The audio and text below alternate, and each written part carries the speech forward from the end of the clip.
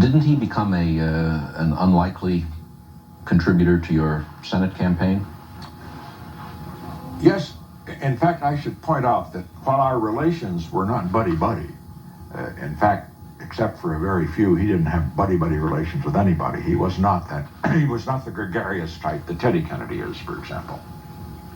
But they were friendly and personal. Who was he buddy-buddy with? George Smathers is a very good friend of his, for example. I would say, however, that in terms of his our personal relationship, I could summarize it this way. He invited me, or I should say Eunice Kennedy, his sister, who was his official hostess before he got married, to his home, his Georgetown home, for a stag dinner, or I think there may have been another one as well. And they were very gracious, and the conversation was very spirited. I recall, too, being invited to his wedding. This was later on. And there were occasions when we had the opportunity of meeting on a very impersonal social basis. But John Kennedy was not one of the group that played handball down in the gym. I did that. He was not one that... Were you any good? I was fair, but not as good as somebody who couldn't play enough. So in any event, we had a good personal relationship in that respect.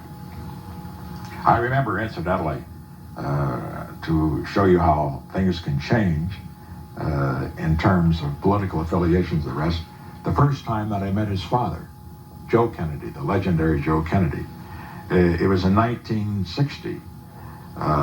This was before the nomination. And Joe Kennedy and Teddy Kennedy were standing outside the Colony restaurant in New York City. And I shook hands with them, and this is the first time I met Joe Kennedy. And he said, I just want you to know how much I admire you for what you've done in his case and in this anti-communist activity of yours. He said, if Jack doesn't get it, I'll be for you. Teddy didn't say anything, but I hope that he felt the same way. I saw Joe Kennedy later, incidentally, that same year. I was on my way to California by plane, and he was on the same plane with a beautiful girl. Oh, she was a raving beauty. And so I saw him, and I shook hands, and he introduced her to me as his niece. I don't know whether he had a niece out there or not, but she was a beauty. But as far as Kennedy himself was concerned, for example, he used to bring me, he'd bring me a book on occasion. I remember particularly, and I still have it in my library, he brought me the book To Light a Candle by Father Keller about the Christophers. It was inscribed by Father Keller. This is an indication of the kind of relationship it was. Did you consider that you were friends? Oh yes, we were friends. Not close friends, but we were not enemies by any stretch of the imagination. We never had a hard word between ourselves. Never. You'd started to tell about the 1950 campaign. Well, in 1950, he came into the outer office.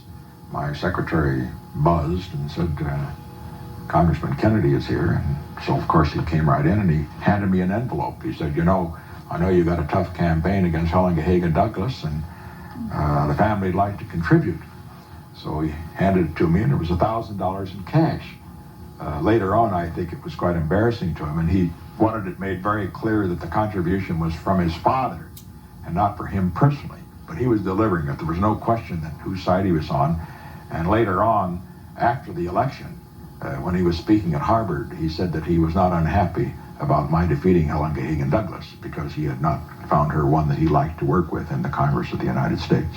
Do you think that the money was, in fact, from him, or was it from his father? It doesn't make any difference. The Kennedy money is all in one pot, and he had a chance to get it. I think, let me put it this way, unless he had wanted me to beat Hagen Douglas, that money would never have come, because I didn't know his father at that time.